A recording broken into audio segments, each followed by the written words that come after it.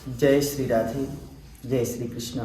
आप सभी को नव वर्ष की बहुत बहुत शुभकामनाएं। नया साल, नई उम्मीद, नई किरण, नई उमंग के साथ आप सभी को बहुत बहुत बधाई। मैं माता रानी से प्रार्थना करूंगा, हे माँ, आप सभी की मनोकामना पूर्ण हो। जो मनोकामनाएं आपकी 2022 में रह गई है वह माता रानी 2023 में अवश्य पूर्ण करें। देखिए मित्रों, आप सभी चाहे हम हैं, जब कोई नया साल आता है तो हम कई प्रकार के संकल्प करते हैं। हम ये छोड़ देंगे, ये शुरू कर देंगे, लेकिन जनवरी, फरवरी, मार्च, अप्रैल आते आते हम उन संकल्पों को छोड़ देते हैं या तोड़ देते हैं, जो कि शास्त्रों में भी कहा गया कि संकल्पों को तोड़ना बहुत बड़ा पाप है। अगर हमने कोई भी कायिक, वाचिक, मानसिक किसी भी प्रकार का अगर हमने संकल्प कर दिया तो उसको पूर्ण करना चाहिए। मित्रों, सर्वप्रथम जो आपका घर है वहाँ से नेगेटिव ऊर्जाएं जितनी भी हैं उनको सर्वप्रथम बाहर करें। मैं आपको पिछली वीडियो में भी बता चुका हूँ कि जो ईशान कोण है उसको आप साफ सुथरा स्वच्छ रखें। घर में जितना भी रद्दी का सामान है, कई लोगों की आदतें होती हैं कि काफ़ी सामान रद्दी का वो इकट्ठा करके रखते हैं, जो कि सबसे गलत है, जो कि नकारात्मक ऊर्जाओं का स्रोत वहीं से है। सीढ़ी हो, घर की छत हो, इनको बिल्कुल साफ करके रखें, क्योंकि जितनी भी नकारात्मक ऊर्जाएं हैं इन सभी छोटी छोटी चीज़ों से आती है। उसके बाद जो सकारात्मक ऊर्जा है उनको आप स्थापित करिए। घर के मुख्य द्वार पर स्वस्तिक का चिन्ह बनाइए, आम का तोरण बनाइए। इनसे पॉजिटिव सकारात्मक ऊर्जाएं प्रवेश करती है और घर में जितनी भी नकारात्मक ऊर्जाएं बाहर से आती है उसको प्रवेश ही नहीं करने देती है। घर में नमक का पोछा अवश्य लगाएं। अब हम बात करते हैं अपने अंदर की। जो हमारे दिमाग में, दिल में जितनी भी जो गंदगी भरी हुई है उसको भी साफ क्लीन करिए। हमारे किसी के प्रति भी जो द्वेष है, जो शत्रुता है, उसको भूल जाइए या माफ़ कर दीजिए या माफ़ी मांग लीजिए। दूसरी बात, जो हमारे अंदर व्यसन है उन व्यसनों को छोड़ दीजिए।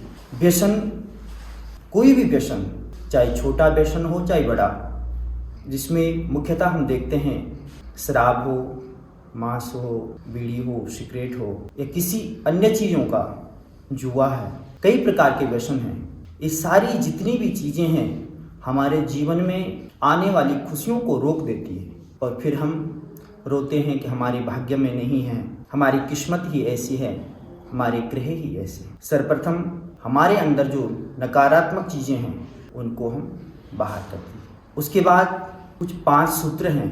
मैं आपको ये नहीं कहूँगा कि आप ये करिए तो ये हो जाएगा।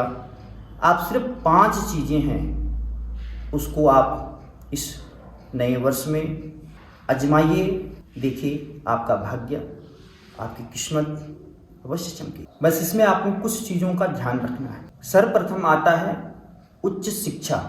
आप जहाँ भी रहते हैं, जैसे भी रहते हैं, खुद हैं चाहे बच्चे हैं, जो भी आपके परिवार में हैं, उनको उच्च शिक्षा प्रदान कराइए। जो आपकी शक्ति है, अपनी यथाशक्ति के अनुसार कोशिश करिए कि हम अपने बच्चों को उच्च शिक्षा दें। देखो, पैसा बचाने से कुछ नहीं होगा।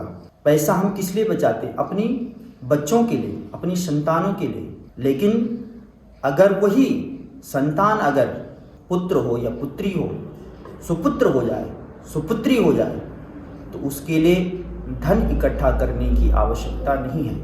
वो स्वयं बहुत कुछ कर सकते हैं, लेकिन करेंगे तभी जब हमने उनको उच्च शिक्षा, अच्छी शिक्षा दे रखी है। तो नहीं तो जितना भी हमने धन इकट्ठा करके रखा है वह सब बेकार हो जाएगा। अगर कुपुत्र है तो एक ही दिन में सारा धन नष्ट कर सकते, लेकिन अगर हमने उसको उच्च शिक्षा दे रखी है, अच्छी शिक्षा दे रखी है, अच्छी एजुकेशन दे रखी है, तो ऐसा कभी नहीं हो सकता है कि वो आपका धन का बेकार कर दें। या फालतू में उड़ा दें।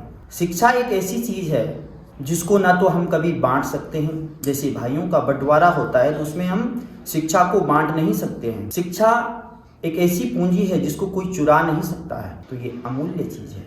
तो कोशिश करिए कि हम अपने बच्चों को, या चाहे बड़े भी हैं, शिक्षा की कोई उम्र नहीं होती है, इसको आप कभी भी ग्रहण कर सकते हैं। अगर इस वर्ष आपकी इच्छा है कि हम कोई नई शिक्षा, नया अध्ययन कुछ करना चाहते हैं तो अवश्य करिए, आपके लिए अवश्य यह सफलता का मार्ग होगा। दूसरी बात आती है उच्च संस्कार। अगर आपने अपने बच्चों को बहुत अच्छे स्कूल में डाल रखा है और आपका घर का माहौल अगर अच्छा नहीं है तो वह शिक्षा बेकार हो जाएगी। आप अपने घर में जो संस्कार हैं अच्छे होने चाहिए।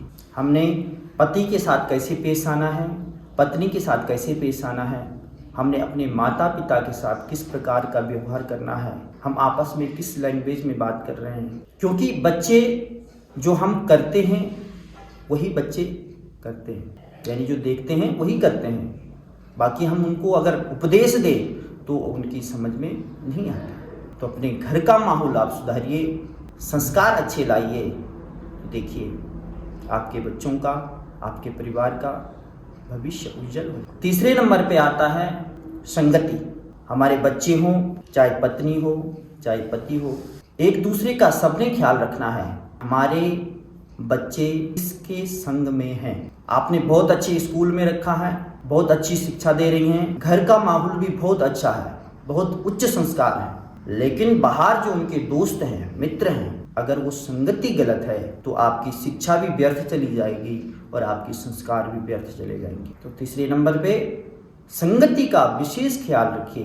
पति अपनी पत्नी की संगति का ख्याल रख सकता है और पत्नी अपने पति का संगति का ख्याल रख सकती है। माता पिता अपने बच्चों का ख्याल रखिए कि इनके जो मित्र हैं वो कैसे हैं, किस स्वभाव के हैं, क्या उनके अंदर कोई गलत व्यसन तो नहीं है। अगर हम शिक्षा, संस्कार और संगति, इन तीनों का ख्याल रखेंगे तो देखिए परिवार, हमारे बच्चे, समाज, सबका कल्याण। चौथे नंबर पे आती है एकता। चाहे वो हमारे घर की हो, चाहे समाज की हो, चाहे देश की हो, हमेशा एकता होनी चाहिए। उससे आपको कोई तोड़ नहीं सकता है, आपका कोई बाल भी बांका नहीं कर सकता है। अगर आपके अंदर, आपके समाज में, आपके परिवार में, आपके देश में अगर एकता है तो। पांचवें नंबर पे आती है कि व्यक्तिगत पहचान। आपका कोई लक्ष्य होना चाहिए। ऐसा नहीं कि हम पढ़ाई कर रहे हैं, अध्ययन कर रहे हैं, काम कर रहे हैं, लेकिन हमारा कोई उद्देश्य है ही नहीं। हमारा एक उद्देश्य होना चाहिए, कोई लक्ष्य होना चाहिए और हमने उस लक्ष्य को साधना है, वहां तक हमने पहुंचना है। पिता हमारा चाहे राष्ट्रपति बन रखा हो, प्रधानमंत्री बन रखा हो, जो मर्जी हो, लेकिन हमारी व्यक्तिगत पहचान होनी चाहिए। हमने क्या किया, हम किस लिए आए हैं। तो ये जो 5 सूत्र हैं, अगर आपने इसको अपने जीवन में इस वर्ष में अगर आपने अपना लिया तो देखिए आपका जीवन, आपका भाग्य, आपकी ग्रह सब कुछ बदल जाए। होता यही है कि हम हर वर्ष यही संकल्प करते हैं, यही बात करते हैं, नहीं अगले संडे से, 1 तारीख से, नया साल से, लेकिन इस बार आज ही के दिन तीनों चीज़ें हैं। 1 तारीख भी है, नया साल भी है और संडे भी है। तो नए जोश, नई उमंग और नई उम्मीदों के साथ आप यहाँ नववर्ष का स्वागत करिए और अपने उज्जवल भविष्य की कामना करते हुए भगवान के चरणों में अवश्य अपनी हाजिरी लगाइए। मंदिर जाइए और भगवान से प्रार्थना करिए, हे प्रभु, आपने अगर आपका यह बीता हुआ वर्ष अच्छा रहा है तो भगवान को थैंक्स कहिए और कहिए प्रभु इसी प्रकार हमारा यह वर्ष 2023 भी अच्छा रहे। अगर कोई कमी, कोई दुख, कोई परेशानी अगर आपको बीते वर्ष में आई है तो भगवान से कहें, हे प्रभु इस वर्ष हमें कोई नई खुशी, जो आपकी नई उम्मीदें हैं उसको पूर्ण करेंगे। यही प्रार्थना भगवान से करिए और पॉजिटिव हमेशा रहिए, सकारात्मक रहिए, क्योंकि जैसी ही हमारी सोच होती है वैसे ही घटना हमारे जीवन में घटती है। तो मैं ज़्यादा न कहकर आज के लिए इतना ही। आप सभी को पुनः नववर्ष की बहुत बहुत बधाई। बहुत बहुत शुभकामनाएं। जय श्री राधे, जय श्री कृष्ण। और साथ ही मैं आपसे आग्रह करूँगा कि हमारे चैनल को लाइक करें, सब्सक्राइब करें। धन्यवाद। जय श्री राधे।